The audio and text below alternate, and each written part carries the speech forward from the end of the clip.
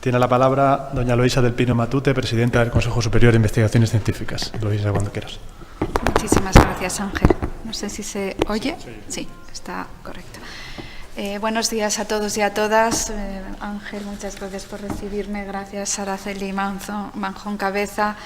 Ya todo el mundo te ha agradecido todo el trabajo que ha realizado. Isabel León, don Francisco González de Posada y Carmen y el resto de la familia que estáis por aquí. Hoy es un día muy feliz, desde luego, porque bueno, llegamos a ya nos han contado todo el largo camino que nos ha traído por fin hasta aquí, ¿no? Que nos está trayendo hasta no solo hoy hasta aquí, sino también a renombrar uno de los institutos del CSIC, como Blas Cabrera, etcétera. Si alguien viniese de fuera, si un Einstein actual viniese de fuera hoy a España, esta semana a España, diría, pero ¿cuánto cuida esta gente a sus científicos más importantes?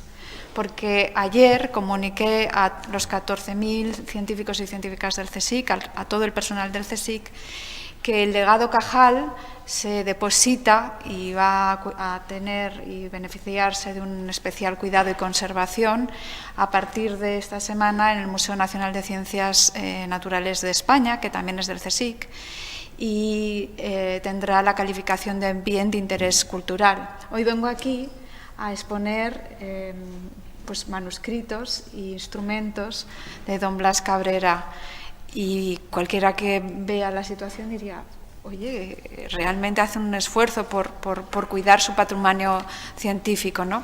Pero todos sabemos lo que ha costado, todos los años que ha costado, que el hecho de que estos dos científicos mayúsculos fueran amigos hayan llegado hasta aquí, ¿no? Pues prácticamente un siglo de esfuerzo nos ha costado a todos. Aún así, es el mismo esfuerzo que nos cuesta en nuestro país, y es ya una reflexión un poco más, como decía antes Carmen, intelectual, ¿no? Cómo nos cuesta en nuestro país otorgar el reconocimiento a la ciencia. Ese retraso secular que España ha tenido en la ciencia, que muchos escritos científicos y académicos atribuyen a que España fue uno de esos países, uno de los pocos países europeos que careció de un siglo de ilustración. Y ese impulso que sí que parecía dársele a principios del siglo XX, ¿no? Desde el año 1900, por ejemplo, cuando se hizo la reforma educativa y se empezaron a separar las disciplinas científicas y a impartir en las universidades, entonces solamente de 3 ciudades, de Zaragoza, de Barcelona y de Madrid. Pero sin llegar al nivel de lo que ocurría en otros países de nuestro entorno, ¿no? Porque, por ejemplo, algunas de ellas solo se podía hacer el doctorado en física y en Madrid nada más, ¿no? O después, cuando ya en el 903 se crea la Sociedad Española de Física y Química, que por primera vez se puede comenzar a pensar en una discusión sistemática y formalizada, o en el 7, cuando se crea la Junta de Ampliación de Estudios, cuyo primer presidente, he de recordar, era don Santiago Ramón y Cajal, ¿no? Estos días ya les decía que hemos llevado todo su legado por fin, en donde hay dibujos, preparaciones, muebles, fotografías, su propia toga, sus propias gafas, etcétera, aunque sabemos que mucho se ha perdido, al Museo Nacional de Ciencias, ¿no? Cajal hubiera sido un impulso muy importante, fue de hecho un impulso, además fue un hombre que, como Blas Cabrera, era un científico, era un maestro y también un gestor, ¿no? Esos hombres del Renacimiento en pleno siglo XX que lograban hacer de todo, ¿no? Y la JAE sí que fue por primera vez una piedra de libertad y autonomía que, sin embargo, colapsó durante esa terrible guerra que tuvimos en nuestro país, la guerra civil y la dictadura, y que supuso la depuración de muchísimos científicos. Tenemos una lista larguísima de científicos depurados, que supuso el exilio, incluso el fusilamiento de algunos, no tantos, bueno, sí, uno ya es mucho, ¿no? para sufrir eso, pero incluso fue una época de negrura social, democrática y obviamente científica. En el año 1910 se crea el Instituto Nacional de Ciencias Físico-Naturales, que posteriormente será el Instituto de Física y Química y que está adscrito a la JAE, ¿no?, a la Junta de Ampliación de Estudios, al antiguo CSIC. Y ahí Blas Cabrera pasa a ser secretario y el mismo año se establece el Laboratorio de Investigaciones Físicas en el propio instituto con Blas Cabrera como director. En el laboratorio era el epicentro en ese momento de la investigación y para los estándares de la época durante unos años fue un laboratorio moderno, ¿no? Estaba situado en donde hoy está situado el Museo Nacional de Ciencias, que espero que vayan a visitarlo para ver esta exposición de Severo Ochoa también. En ese laboratorio, Blas Cabrera trata de incorporar a pensionados que estaban en el extranjero, Ángel del Campo, y también a Enrique Moles. Ahora, de hecho, en el instituto que dirige Juan Hermoso, que está aquí sentado, se ha restaurado uno de los laboratorios y se le ha puesto el nombre de Enrique Moles, igual que se han renombrado algunas de las aulas del instituto con el nombre de científicas de la época, que hablamos muy pocas veces de ellas, pero que si vemos sus historias de vida también son apasionantes, ¿no? En ese laboratorio estaban instrumentos como balanzas analíticas, barómetros, un espectrómetro o un interferómetro. Y eran instalaciones en la época muy poco comunes, ¿no? Y a partir de los años 20 había líneas de investigación que se pueden agrupar en tres: magnetoquímica, la obtención de pesos atómicos por métodos físico-químicos y espectrometría. Y esta organización se mantendría así hasta los años 30.